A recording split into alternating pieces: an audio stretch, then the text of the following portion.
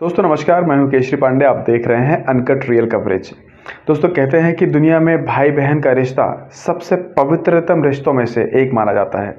लेकिन क्या आप मानेंगे कि आज की डेट में कुछ ऐसी घटनाएं हो जाती हैं जो भाई बहन के रिश्ते को भी शर्मसार कर देती हैं और बाकायदा लोगों को पता होता है कि सामने वाले के साथ मेरा रिश्ता क्या है। आप सोच कर देखिए कि कोई लड़की अगर आपको गलती से ही सही अगर भाई बोल दे तो आपके मन में कितनी पवित्र फीलिंग आती है, और किसी लड़की को आप अगर बहन बोल दो तो भी वही सेम चीज़ है, क्योंकि उसके लिए जो हमारी फीलिंग जागृत होती है वो इतनी पवित्र होती है कि उसके बारे में आप चाह कर भी कुछ नहीं सोच पाएंगे। सिर्फ और सिर्फ अच्छे ख्याल ही आपके दिमाग में आने वाले हैं। लेकिन दोस्तों आज की जो सच घटना मैं आपको बताने जा रहा हूँ ये हल्द्वानी की है।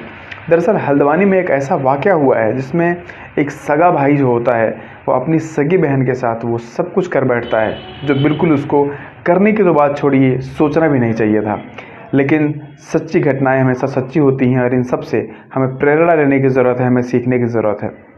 आइए दोस्तों इस घटना की कवरेज करते हैं। दरअसल दोस्तों एक परिवार है यहाँ पे, इन दोनों की शादी यानी पति पत्नी की शादी आज के लगभग 22 साल पहले हुई थी, और 22 साल की शादी के दौरान इन लोगों में ये सब कुछ घटित होता है। और आज के जो घटना बताने जा रहा हूँ वो पूरा का पूरा उसी घटना पे बेस्ड है। दरअसल ये जो दंपत्ति है, शादी के बाद इनको लगता है कि ये लोग एक दूसरे के साथ नहीं रह सकते, इनकी जो अंडरस्टैंडिंग है वो मैच नहीं हो रही है। काफ़ी कोशिश के बावजूद भी इनको लगता है कि रोज़ रोज़ की कहासुनी, रोज़ रोज़ की बातचीत से इनका रिश्ता डगमगा रहा है, और इस रिश्ते को बचाने के लिए इन्होंने एक म्यूचुअल कंसेंट के तहत, आपसी बातचीत के तहत एक फ़ैसला निकाला, और उसके अकॉर्डिंग इन्होंने डिसीजन लिया कि ये पति पत्नी अब एक दूसरे से हमेशा के लिए अलग होने वाले हैं। बिना कोर्ट की मदद लिए, बिना वकीलों की मदद लिए, आपसी समझौते से इन्होंने डिसीजन लिया। अब सिचुएशन ये फंसती है कि इनके 3 बच्चे हैं, ये बच्चे किसके पास रहेंगे? बच्चे को लेने के लिए कोई तैयार नहीं होता है। लेकिन इसके बाद तमाम लोगों के बीच में आने के बाद ये डिसीजन बनता है कि पति जो है वो 3 बच्चों में जो सबसे बड़ा बेटा होता है वो पति के पास रहेगा, और नीचे के जो 2 छोटे बच्चे हैं, इन 2 छोटे बच्चों में दूसरे नंबर पे एक और बेटा है, तीसरे नंबर पे बेटी है। 2 बच्चे माँ के पास रहेंगे क्योंकि वो बच्चे उस समय छोटे थे, अलगाव काफ़ी पहले हो चुका था पति पत्नी में।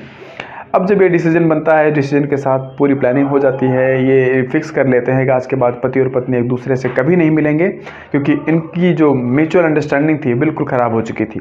बात बात पे झगड़ा और पारिवारिक कलह की वजह से इनका एक साथ रहना लगभग संभव सा नहीं था।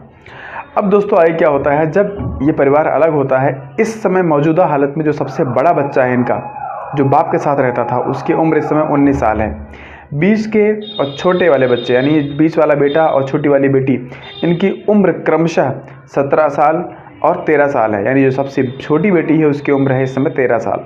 अब दोस्तों यहाँ पे मोड़ कैसे आता है?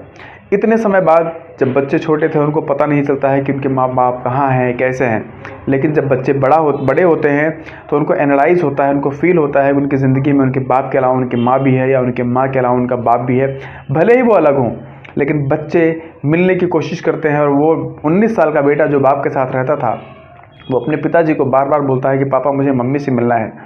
बाप ने फाइनली एड्रेस बताया और बेटा अपने आप से जाता है अपनी माँ से मिलने। इतने सालों की मुलाकात के बाद एक भावनात्मक जुड़ाव हो जाता है, लिपट कर रोना शुरू कर देता है। बातचीत होती है बहुत देर तक, लगभग 3 दिनों तक वहाँ स्टे करता है। उसके बाद यही बेटा एक फरमान जारी करता है, एक डिसीजन, एक रिक्वेस्ट करता है माँ से कि माँ, छोटी बहन जो है मैं इसको अपने घर ले जाना चाहता हूँ कुछ समय के लिए। आखिर माँ होती है, अपने बेटी की फरमाइश कैसे नहीं पूरी करती। माँ ने बोला कोई बात नहीं बेटा, आप अपने बाप की बहन है, ले जाओ। और वो लड़का अपनी बहन को लेके वहाँ से अपने बाप के घर चला जाता है। लेकिन मासूम माँ को ये नहीं पता चलता है कि इस लड़के के दिमाग में क्या चलता है, क्या चल रहा है, और इसी चीज़ का फ़ायदा उठाया इस लड़के ने। जब अपने बाप के घर पे अपनी ही छोटी बहन को लेके जाता है, बाप तो हमेशा जॉब के सिलसिले में बाहर रहता था, इस चीज़ का गलत फ़ायदा उठाया इस लड़के ने। ये जानते हुए कि ये मेरी छोटी बहन है, मेरे से 6 साल छोटी है, इस लड़के ने उस लड़की के साथ वो सब कुछ किया जिसके बारे में इसको सोचना तक नहीं चाहिए था। एक पवित्र रिश्ते को उस लेवल तक लेके चला गया जिससे नीचे कुछ हो ही नहीं सकता। उस बेचारी लड़की की इज्जत तार होती रही, और एक बार नहीं लगभग 1 महीने 3 दिन तक इस लड़की के साथ ऐसा ही होता रहा। और सिचुएशन ये आ जाती है कि लड़की रोती भी है, परेशान भी होती है, भागने की वहाँ से कोशिश भी करती है। लेकिन कहते हैं कि 13 साल की लड़की जाएगी भी तो जाएगी कहाँ। क्योंकि उसके पास ना नॉलेज है, ना उसके पास पैसा है, ना ही उसके पास हिम्मत है। फाइनली 1 महीने बाद बड़ी मुश्किल से अपने बाप से बोल के अपनी माँ को फ़ोन करती है और वो लड़की माँ को सब कुछ बता देती है। फाइनली इस लड़की को माँ के पास ले जाया जाता है और लड़की जो है एक एक इंसिडेंट को दोबारा से रिमेंबर करके बताती है कि मम्मी मेरे साथ क्या क्या हुआ वहाँ पे। आखिर माँ होती है। माँ ने बिना किसी विलंब के, बिना किसी देरी के नियरेस्ट पुलिस स्टेशन में रिपोर्ट किया और पुलिस को प्रॉपर तरीके से बताया कि मेरे ही बेटे ने मेरी बेटी के साथ क्या किया है।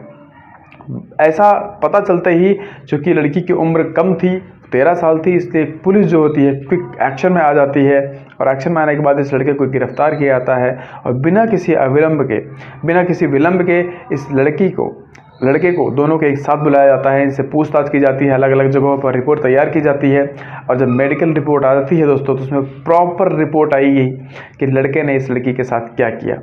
फाइनली अब जो फाइनल डिसीजन है ये है कि इस लड़के के लिए कारागार के रास्ते प्रॉपर तरीके से खुल गए हैं। अब ये लड़का अच्छे खासे टाइम के लिए जेल जाने वाला है। चार्जशीट ऑलमोस्ट बन चुकी है।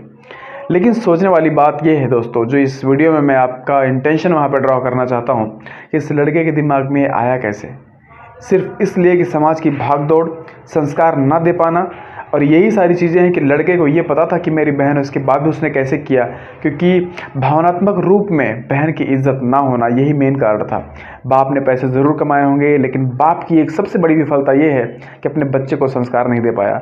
इसलिए आप सबसे रिक्वेस्ट है कि कुछ करें या ना करें, कमाई आती रहेगी जाती रहेगी, पैसे आते रहेंगे जाते रहेंगे, लेकिन अपने बच्चों में संस्कार ज़रूर डालिएगा, क्योंकि आपके बुढ़ापे की लाठी, आपकी इज्जत और आपके परिवार की पूरी नींव आपके बच्चों के संस्कारों पे बहुत हद तक डिपेंड करती है।